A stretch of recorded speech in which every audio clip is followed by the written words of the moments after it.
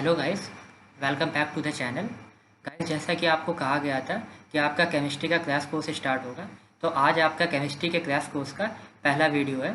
इसमें आपको यूपीटीयू और जेई मेंस लेवल के क्वेश्चंस प्रोवाइड कराए जाएंगे, उनका सोल्यूशन भी दिया जाएगा। ये आपका learning concept through question series चल रही है। इसमें आपको क्वेश्चंस के थ्रू कॉन्सेप्ट बताए जाएंगे, साथ ही आपको जो भी क्वेश्चंस प्रोवाइड किया जाएगा उसका एक सोल्यूशन दिया जाएगा कि उसके अल्टरनेटिव्स कौन से सही हैं, और अगर कोई अल्टरनेटिव सही नहीं है तो वो क्यों नहीं है, इसमें पीछे कौन सा कॉन्सेप्ट इन्वॉल्व है, सारी नॉलेज आपको दी जाएगी। तो चलिए स्टार्ट करते हैं। तो जो हमने पहला आपका ले रखा है चैप्टर, वो सॉलिड स्टेट है। तो सॉलिड स्टेट क्वेश्चन बैंक का आपका जो पहला क्वेश्चन है उसको रीड करते हैं। क्वेश्चन है, which of the following is most perfect crystal. आपसे पूछा गया है कि सबसे परफेक्ट क्रिस्टल कौन सा है। देखिए, ऑप्शंस नीचे आपके पास हैं, क्यूबिक, हेक्सागोनल, ऑर्थोरोम्बिक, मोनोक्लिनिक। यहाँ पे परफेक्ट का क्या मीन है? यहाँ परफेक्ट का मीन है सिमेट्री। आपका जो क्रिस्टल सबसे ज़्यादा सिमेट्रिक होगा वो सबसे ज़्यादा परफेक्ट क्रिस्टल होगा। तो देखिए, अगर बात करते हैं हम क्यूबिक की, तो क्यूबिक जो आपका होता है उसमें आपकी जो साइड लेंथ होती हैं वो a equal to b equal to c. आपके जो एंगल्स होते हैं वो तीनों बराबर होते हैं और 90 डिग्री के इक्वल होते हैं। हेक्सागोनल की बात करते हैं तो इसमें a equal to b is not equal to c. आपके जो एंगल हैं alpha beta equal to 90 degree, but gamma is equal to 120 degree. अगर आप अगला ऑप्शन जो आपका दिया है ऑर्थोरोम्बिक, अगर ऑर्थोरोम्बिक की बात करते हैं तो देखिए, आप यहाँ जो इसकी साइड लेंथ होती हैं वो तीनों आपस में बराबर नहीं होती हैं। A is not equal to b is not equal to c, और जो एंगल्स होते हैं वो बराबर होते हैं आपके। Alpha is equal to beta is equal to gamma equal to 90 degree.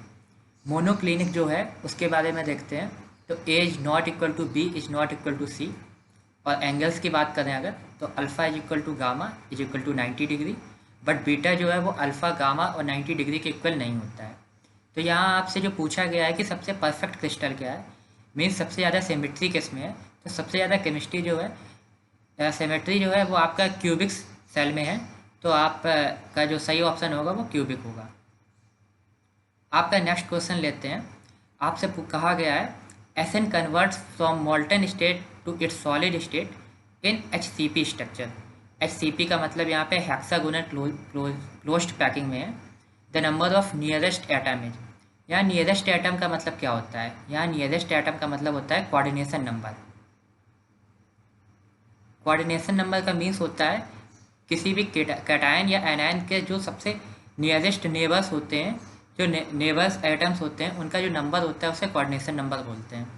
तो जैसे आपसे पूछा गया है कि ये एचसीपी स्ट्रक्चर में अरेंज है, तो आपको बताना है इसका कोऑर्डिनेशन नंबर क्या होगा। तो हम बात करते हैं कोऑर्डिनेशन नंबर की। तो जो हमारा बीसीसी स्ट्रक्चर होता है, बॉडी सेंटर्ड क्यूबिक, उसका कोऑर्डिनेशन नंबर 8 होता है। आपका जो फेस सेंटर्ड क्यूबिक होता है उसका कोऑर्डिनेशन नंबर 12 होता है। और जो आपका हेक्सागोनल क्लोजेस्ट पैकिंग होती है उसका भी आपका 12 होता है।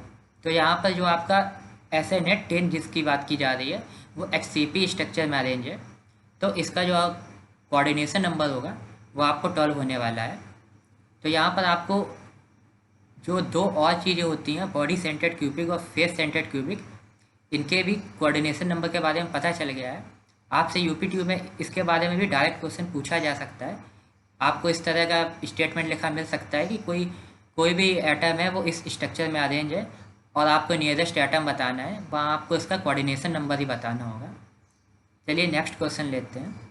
जो आपका नेक्स्ट क्वेश्चन है उसमें आपसे कहा गया है, an ionic compound has a unit cell consisting of A ion जो ए आयन है वो on the corner of the cube, B ion on the center of the face of the cube. What is the empirical formula of this compound. तो चलिए आपको एक बार समझा देता हूँ क्वेश्चन क्या कह रहा है। क्वेश्चन कह रहा है कि एक यूनिट सेल है जिसमें दो तरह के आयन हैं, आयन ए आयन बी। जो ए आयन है वो क्यूब के कॉर्नर्स पे अरेंज है। आपका जो बी आयन है वो उस क्यूब के फेस के सेंटर्स पे अरेंज है। आपको एम्पिरिकल फार्मूला बताना है। आपको 30 सेकेंड्स दिए जाते हैं, आप एक बार इसको सॉल्व करके देखिए।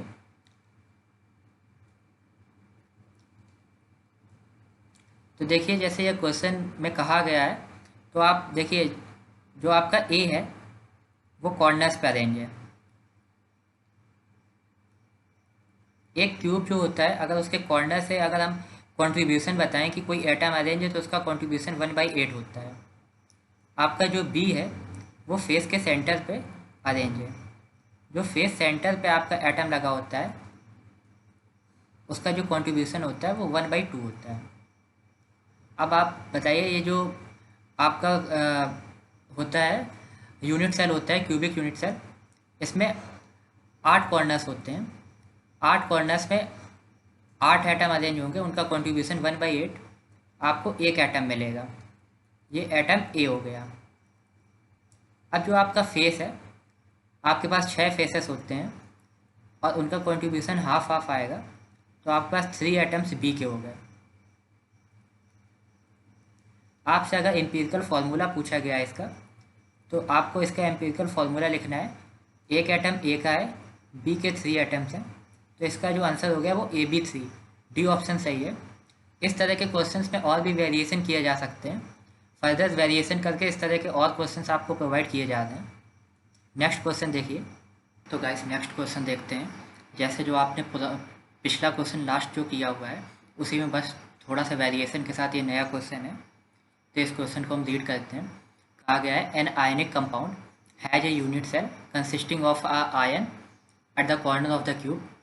एज जैसा आपका प्रीवियस क्वेश्चन था कि एक ए आयन है जो कॉर्नर पे लगा हुआ है क्यूब के, और जो बी आयन है वो centre of the face of the cube लगा हुआ है।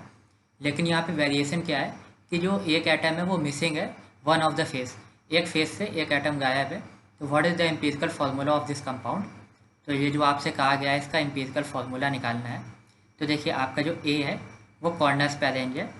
आपको प्रीवियस क्वेश्चन में जैसे मैंने बताया कि कॉर्नर्स पे जो अरेंज होते हैं उनका कंट्रीब्यूशन 1/8 होता है। 8 कॉर्नर्स होते हैं आपके पास, तो आपके पास एक ए एटम आ गया। अब यहाँ पर जो वेरिएशन किया गया है वो बी में किया गया है। इसमें कहा गया है कि जो एक फेस है, एक फेस से बी का एटम गायब है, तो आपके पास टोटल 5 फेसेस बचे और हर फेस से जो कंट्रीब्यूशन है आपका वो 1/2 है। तो जो बी एटम है आपका वो 5/2 आया। अब यहाँ पर आपको एम्पिरिकल फार्मूला लिखना है, तो आप कैसे लिखेंगे। देखिए आपका ए का एक एटम है, बी का जो आपका एटम है वो 5/2 है। तो देखिए आपके पास ये पूरी तरीके से सही फार्मूला तो है नहीं, तो आप 2 से मल्टीप्लाई कर दीजिए इसको। तो देखिए A2B5, ये आपका एक परफेक्ट एम्पिरिकल फार्मूला बन गया। आपका कोई भी ऐसा क्वेश्चन आता है जिसमें आपको ऐसा लगता है कि जो फार्मूला है उसका ये है ये डिजिट कंप्लीट नहीं हो रहा है, तो आप इसको सही नंबर से मल्टीप्लाई करके बना सकते हैं। तो देखिए यहाँ जो इसका ऑप्शन होगा वो डी ऑप्शन होगा, A2B5। आपको इस तरह वेरिएशन के साथ और फर्दर और वेरिएशन के साथ क्वेश्चंस मिल सकते हैं। यूपीट्यूब में इस तरह के क्वेश्चंस आते रहते हैं। इवन आपके जेईई मेंस में भी ऐसे क्वेश्चंस अक्सर पूछे जाते हैं। चलिए अगले क्वेश्चन की तरफ बढ़ते हैं। आपका जो अगला क्वेश्चन है उसे रीड करते हैं। इसमें the number of atoms in per unit cell in simple cubic, face cubic and body centred cubic is. तो देखिए यहाँ जो बात करते हैं हम, अगर सिंपल क्यूबिक स्ट्रक्चर है, आपके सिंपल क्यूबिक स्ट्रक्चर में सिर्फ कॉर्नर्स जो होते हैं वहाँ पर एटम्स अरेंज होते हैं। एक जो क्यूब होता है उसमें 8 कॉर्नर्स होते हैं और हर कॉर्नर का जो कंट्रीब्यूशन है आपका 1/8 होता है। आपके पास एक कंप्लीट एटम मिलेगा। नेक्स्ट अगर हम बात करते हैं बॉडी सेंटर्ड क्यूबिक की, बॉडी सेंटर्ड क्यूबिक में आपके पास क्या होता है कि आपके जो कॉर्नर्स होते हैं वहाँ पर तो होते ही है एटम, साथ में जो बॉडी डायगोनल होता है उसमें भी एक एटम प्रेजेंट होता है। तो यहाँ पर हमें नंबर ऑफ़ एटम्स निकालने हैं।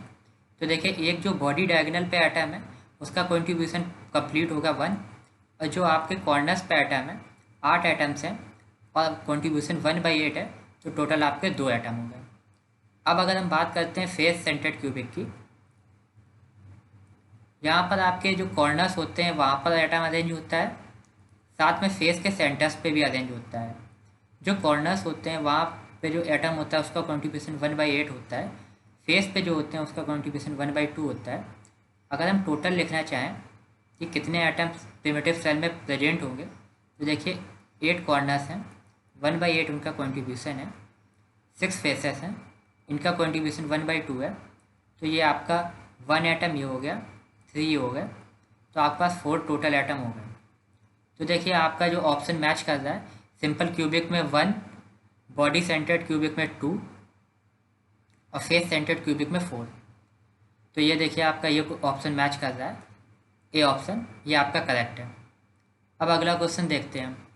ये जो नेक्स्ट क्वेश्चन है ये थोड़ा आपका अच्छा है। इसमें बोला गया a metal crystallised in the form of face centred cubic, आपका FCC अरेंजमेंट है। एज लेंथ आपके पास ए दी हुई है, आपको बताना है closest approach between two crystals. तो आप जैसे जानते होंगे, जैसे कोई फेस सेंटर्ड क्यूबिक है, फेस सेंटर्ड क्यूबिक में अगर आपकी एज लेंथ जो है वो ए है, जो आपका एटम है उसका जो रेडियस लिया जा रहा है वो आर से डिनोट करते हैं अगर, तो जो इनका रिलेशन होता है वो आपका होता है, ये जो आपका ए है, ए इज इक्वल टू 2√2 R। पर यहाँ क्वेश्चन को आप ध्यान से देखिए, closest approach between two crystals, आपके पास दो एटम हैं, ये एक दूसरे को टच कर रहे हैं अगर, तो आपका इन दोनों के बीच क्लोजेस्ट अप्रोच अगर पूछी जाए तो वो 2R होगी। मतलब आपसे ये 2R का रिलेशन पूछा गया है। तो देखिए आप यहाँ पे इसको इस साइड शिफ्ट कर दीजिए, तो आपका आएगा 2R is equal to A/√2। तो यहाँ एक ये ध्यान देने वाली बात थी कि आपको सिर्फ आर का रिलेशन ए से नहीं पूछा गया था, आपका जो क्लोजेस्ट अप्रोच थी क्रिस्टल की वो 2R होती है, जो आर रेडियस जो रेडियस है उसका डबल है 2R का रिलेशन आपसे पूछा गया है एज लेंथ से। तो ये आपका जो रिलेशन आएगा 2R is equal to A/√2, ये आपका सी ऑप्शन करेक्ट होगा। तो इस तरह के क्वेश्चंस को आपको ध्यान से पढ़ना है कि ये आपसे क्वेश्चन में लास्ट में पूछा क्या जा रहा है। गाइस नेक्स्ट क्वेश्चन लेते हैं। देखिए अगला क्वेश्चन जो आपका है जिसमें कहा गया है a element which atomic mass is 100 gram per mole having a BCC structure having a unit cell edge length of 400 picometre then the density of the element is. तो देखिए ये एक नया टाइप का क्वेश्चन है। ऐसे क्वेश्चंस भी आपसे अक्सर कॉम्पिटेटिव एग्जाम्स में पूछे जाते हैं। ऐसे क्वेश्चंस में आपको इस यूनिट सेल की डेंसिटी पता होनी चाहिए। आपको डेंसिटी निकालना है तो आपको एक फॉर्मूला होता है, density is equal to ZM/NA/A³। तो देखिए यहाँ Z क्या है और M क्या है, इन सब के बारे में बात करते हैं। Z जो है ये नंबर ऑफ एटम है, उस यूनिट सेल में जितने नंबर ऑफ एटम प्रेजेंट होंगे वो Z की वैल्यू होगी। M जो है वो मॉलिकुलर मास है उस एटम का। Na यहाँ पे एवोगाड्रो कांस्टेंट है और A³ जो है A यहाँ पे एज लेंथ है। तो देखिए जो आपसे क्वेश्चन पूछा गया है इसको इस फॉर्मूले से सॉल्व किया जा सकता है। इसमें आपको एटॉमिक मास दिया हुआ है, M की वैल्यू आपको दी हुई है 100 ग्राम पर मोल। BCC स्ट्रक्चर है, जैसे कि प्रीवियस क्वेश्चंस में आपको बताया जा चुका है। एक बॉडी सेंटर्ड क्यूबिक में आपके बॉडी डायगोनल पे एक एलिमेंट प्रेजेंट होगा, आपके कॉर्नर्स पे एक एक एटम प्रेजेंट होगा। तो टोटल आपका जो ये यूनिट सेल होगा इसमें आपके पास 2 एटम होंगे। तो जो Z की वैल्यू है वो 2 हो गई। Na की वैल्यू आपको पता है, जो एवोगाड्रो कांस्टेंट होता है वो होता है 6.023 × 10⁻²⁻23। आपको A दिया हुआ है, A की वैल्यू आपको 400 पिकोमीटर दी हुई है। इसको आप फॉर्मूले में कैसे अरेंज करेंगे ये देख लीजिए। Density is equal to Z आपका 2 100 ग्राम पर मोल, आपका Na की वैल्यू रखिए 6.023 × 10⁻²⁻23। अब यहाँ देखिए आपको आंसर्स जो दिए हुए हैं वो ग्राम पर सेंटीमीटर क्यूब में दिए हैं। आपको पता है कि जो 1 पिकोमीटर होता है, अगर आप इसको मीटर में चेंज करते हैं तो ये आपका 10⁻²12 आता है,